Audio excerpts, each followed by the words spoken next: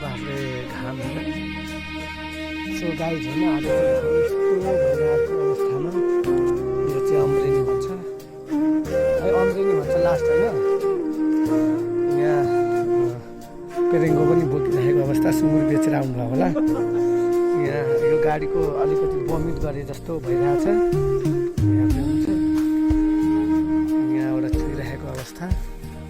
साउदीलाई खासै तनाव त भएको छैन होला यतिकोले खासै केही असर त गर्दैन धन्न मान्छेहरूको कस्तो कस्तो हुन्छ होइन यहाँ हुन्छ यहाँबाट चाहिँ मोबिल उल्टी गरेको अवस्था हो पानी पनि चुँदैछ पानी कहाँबाट चुँदैछ गाइज अनि हाम्रो वरिष्ठ ड्राइभर चाहिँ हेड उहाँ नै हुनुहुन्छ ऊ तान्नु त परेन जसको त्यो भएर झऱ्यो आफू चाहिँ चुडिएर झऱ्यो होइन स्कुलबाट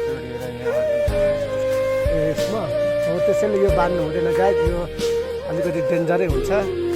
साउदीले के भन्नुहुन्छ यस विषयमा होइन यो चाहिँ यो किनभने ज्यानभन्दा ठुलो गाडी होइन होइन त्यही कारणले अब कथौकाल हाम फाल्नु पऱ्यो भने यसले डिस्टर्ब गर्छ त्यो भएर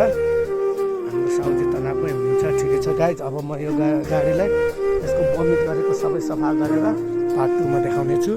यहाँ हेर्नुहुन्छ कोही भेडा लिन आएको थियो यहाँ पानीको पाइपहरू पनि छ त्यसै गरी यहाँदेखि तल अब बेला र बेसी साप्तिङ टार सबै देखिन्छ गाइज हेर्दै हुन्छ यो लास्टको लागि है